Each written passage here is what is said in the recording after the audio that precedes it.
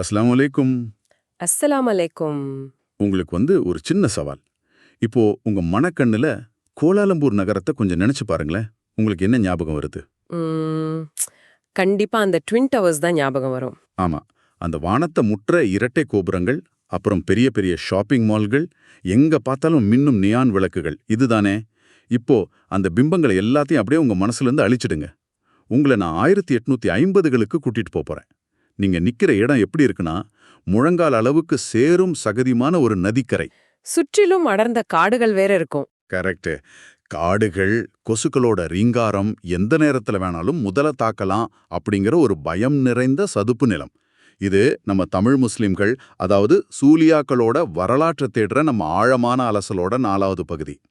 இன்னைக்கு நம்ம நோக்கம் என்னன்னா, இந்த சேற்று நிலத்துல இறங்கிய ஒரு சமூகம் எப்படி ஒரு மாபெரும் வணிக சாம்ராஜ்யத்தை உருவாக்குனாங்க.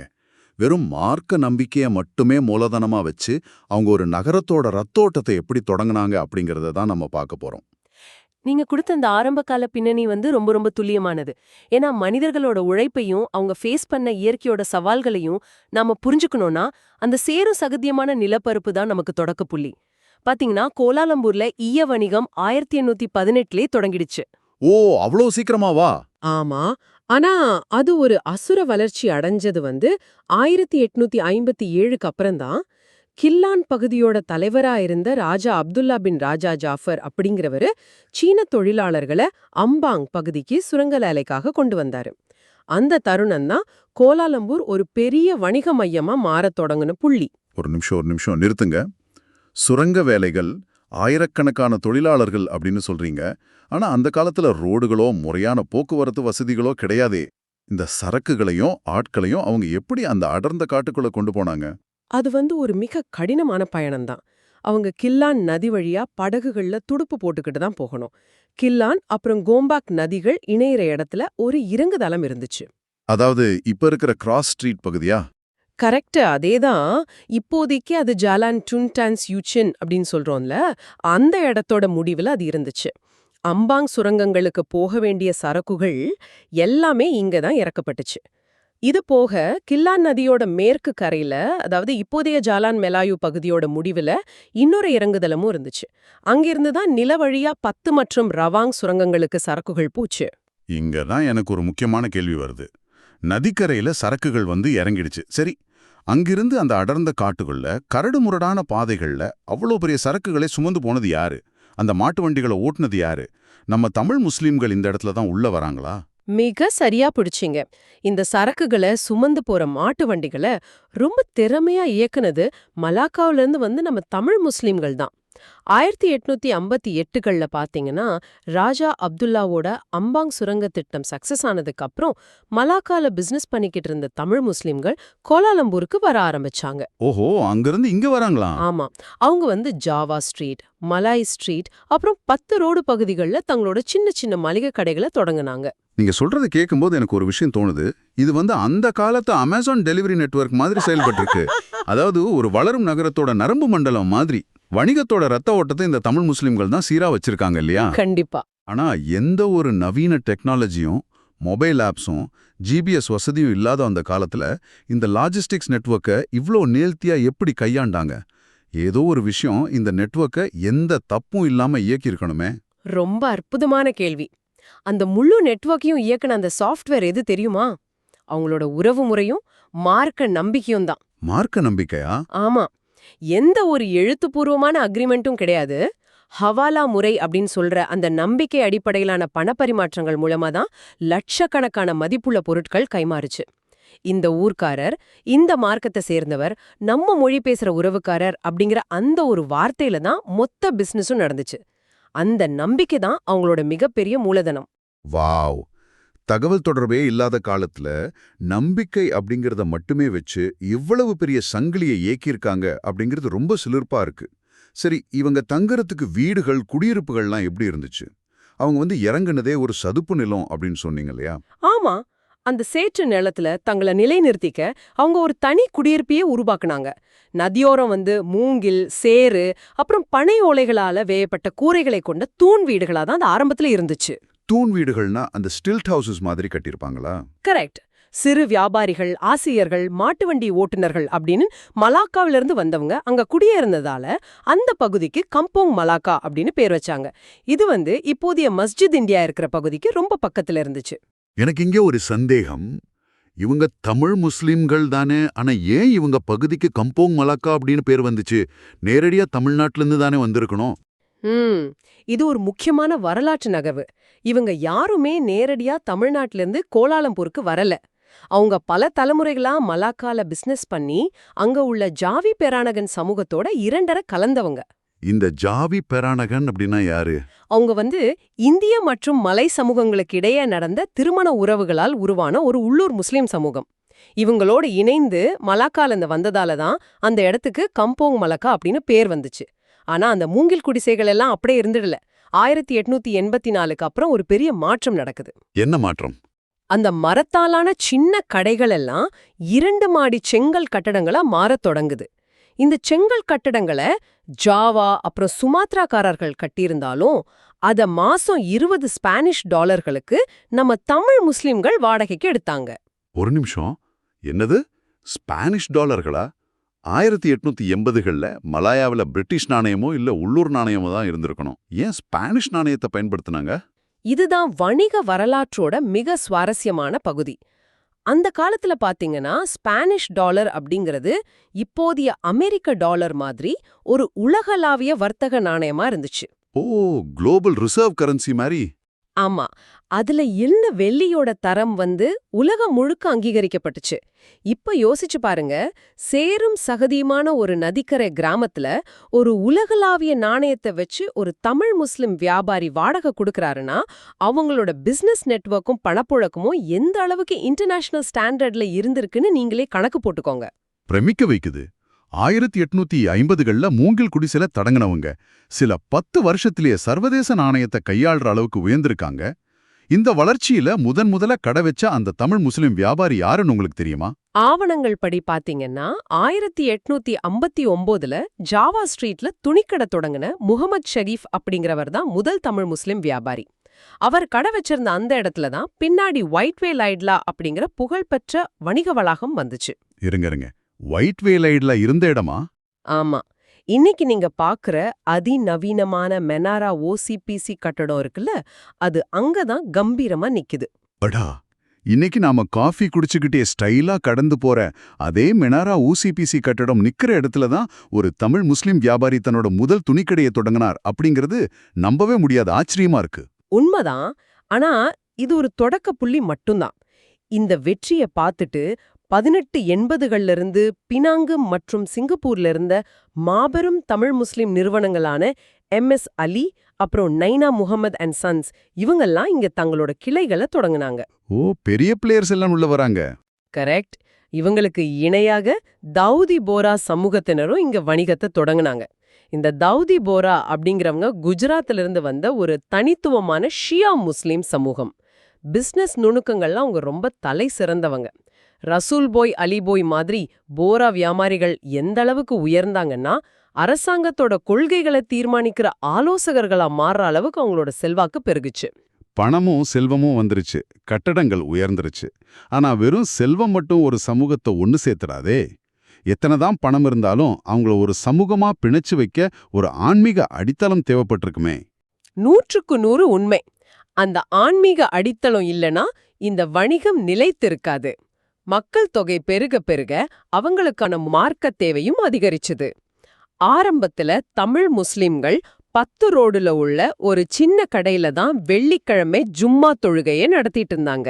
ஆனா கூட்டம் அதிகரிக்கவும் ஒரு முறையான பள்ளிவாசல் கட்ட வேண்டிய கட்டாயம் அவங்களுக்கு வந்துச்சு. ஒரு புது நிலப்பரப்புல, அதுவும் சேற்று நிலத்துல நிலம் வாங்கி பள்ளிவாசல் கட்டுறது அப்படிங்கிறது சாதாரண விஷயம் இல்லையே. அங்கதான் அவங்களோட சகோதரத்துவம் வெளிப்பட்டுச்சு. மலக்கா ஜாபி பெரானாகன் சமூகத்தை சேர்ந்த தம்பி அப்துல்லா பின் அஹ்மத் அவரை தம்பி டோல்லா அப்படின்னு கூப்பிடுவாங்க. அவரும் அவரோட சமூகத்தினரும் ஒரு பள்ளிவாசல் கட்ட நிலம் தேடிட்டு இருந்தாங்க. தமிழ் முஸ்லிம்கள் அவங்களோட கை கோர்த்தாங்க. 2 சமூகத்தினரும் ஒன்னா சேர்ந்து கம்போங் மலக்கா பகுதியில ஒரு நிலத்தை கண்டுபிடிச்சாங்க. அந்த பள்ளிவாசல் எப்படி இருந்துச்சு? அத உங்க வார்த்தைகள்ல ஒரு காட்சி படிமமா விவரிக்க முடியுமா? கண்டிப்பா. 1860கள்ல மலாக்கா தச்சர்களை கொண்டு அந்த பள்ளிவாசல் கட்டப்பட்டுச்சு. சுமார் 800 சதுர அடியில முழுவதுமா மரத்தால் கட்டப்பட்டு பனை ஓலை அப்புறம் புல் கூரை வேயப்பட்ட ஒரு சின்ன அழகான பள்ளிவாசல் அது. கேட்கும்போதே ரொம்ப அழகா இருக்கு. அதோட பின்பகுதியில பாத்தீங்கன்னா ஒரு சின்ன மரப்பாதை இருக்கும். அந்த பாதையோட முடிவுல நதிய நோக்கி இறங்குற மரப்படிக்கட்டுகள் அமைச்சிருந்தாங்க. அந்த படிகள்ல உட்கார்ந்து அந்த நதியோட குளிர்ந்த நீர்ல மக்கள் உது செய்வாங்க. இயற்கையோட ஈந்த ஒரு ரம்யமான அமைப்பு அது. வாவ். இதுல இன்னொரு ஆச்சரியமான விஷயம் என்னன்னா, மலாக்காவை சேர்ந்த உஸ்தாத் ஒருவர் தொழுகையை நடத்துவார். அவருக்கு பின்புறம் தமிழ் முஸ்லிம் கடை உதவியாளர் ஒருவர் பிலாலாக பாங்கு சொல்வார். ஆஹா, இங்க ஒரு விஷயத்தை நம்ம ஆழமா கவனிக்கணும். கோலாலம்பூரோட மலை மக்களும் தமிழ் மற்றும் மலக்கா முஸ்லிம்களோட இணைந்து இங்க தொழுதிருக்காங்க. அவங்களுக்குள்ள மார்க்க சட்ட பிரிவுகள்ல, அதாவது மதஹப்கள்ல வேறுபாடுகள் இருந்திருக்கும். ஒரு பக்கம் ஷாஃபி மதஹப், இன்னொரு பக்கம் ஹனஃபி மதஹப் அப்படின்னு சட்ட நுணுக்கங்கள்ல மாறுபாடுகள் இருந்தும் அதையெல்லாம் அவங்க எப்படி தாண்டி வந்தாங்க? இது ரொம்ப சிறப்பான ஒரு பார்வை. ஏன்னா அது ஒரு எல்லைப்புற வாழ்க்கை, அதாவது ஒரு ஃப்ரான்டியர் மைண்ட் செட். பிழைக்க வந்த இடத்துல இயற்கையோட போராடுற அந்த சூழல்ல இறையியல் ரீதியான சிறு சிறு வேறுபாடுகளை புடிச்சு தொங்குறதை விட இறைவன் ஒருவனே அப்படிங்கிற ஒற்றை நம்பிக்கையில அந்த சின்ன மரப்பள்ளி வாசல்ல தோளோடு தோள் நிக்கிறது தான் முக்கியம் அப்படிங்கறத அவங்க உணர்ந்திருந்தாங்க. அந்த ஒற்றுமை தான் அவங்கள பல சவால்கள்ல இருந்து காப்பாத்துச்சு. ஆனா சமூகம் வளரும் போது பிரச்சனைகளும் வருமே. அந்த ஒற்றுமை கடைசி வரைக்கும் நீடிச்சதா? ஒரு சின்ன சலசலப்பு வந்துச்சு. 1870கள்ல கோலாலம்பூரோட மக்கள் தொகை மாறத் தொடங்குச்சு. சுமாத்ராவோட ராவோ மாவட்டத்தை சேர்ந்த மினாங்காபாவ் சமூகத்தினர் அங்க குடியேறினாங்க. தாய்வழி சமூக அமைப்பு கொண்ட அவங்க மிகச்சிறந்த வியாபாரிகள். அவங்க ஜாவா ஸ்ட்ரீட் பகுதியில ஒரு புது பள்ளிவாசலை கட்டுனாங்க. இப்போ நகரத்துல 2 பள்ளிவாசல்கள் வந்துடுச்சு. ஓ, அதனால வெள்ளிக்கிழமை ஜும்மா தொழுகையை எந்த பள்ளிவாசல்ல நடத்துறது அப்படின்னு பிரச்சனை வந்திருக்குமே. கரெக்ட். 2 சமூகத்தினருக்கும் இடையே ஒரு சின்ன கருத்து வேறுபாடு வந்துச்சு. இரண்டுமே செல்வாக்கான சமூகங்கள். இந்த பனிப்போரை எப்படி முடிவு கொண்டு வந்தாங்க? அங்கதான் ஒரு ராஜதந்திரம் வேலை செஞ்சது. 1879ல சிலாங்கூர் சுல்தான் அப்துல் சமாத் அவங்க இதுல நேரடியா தலையிட்டாரு. 2 பள்ளிவாசல்கள்லயும் மாறி மாறி வெள்ளிக்கிழமை தொழுகையை நடத்துங்க அப்படின்னு ஒரு சிறப்பான தீர்ப்பு வழங்கினாரு. ஆஹா, அருமையான தீர்வு. ஆமா, இதுல கம்போங் மலாக்கா சார்பா பேச்சுவார்த்தை நடத்தின முகமது பாக்கிர் அப்படிங்கிறவரு. இவர் கோலாலம்பூரோட வரலாற்றுல முக்கிய பங்காற்றிய அப்துல்லா ஹுக்கும் அவரோட மாமனார். இவர் சுல்தானோட இந்த தீர்ப்புக்கு தன்னோட நன்றியை தெரிவிக்க ஒரு அழகான வெள்ளை குதிரைய அவருக்கு பரிசளிச்சாரு. ஒரு நிமிஷம், வெள்ளை குதிரையா? இது ஒரு மிகப்பெரிய விலையுள்ள பரிசாச்சே.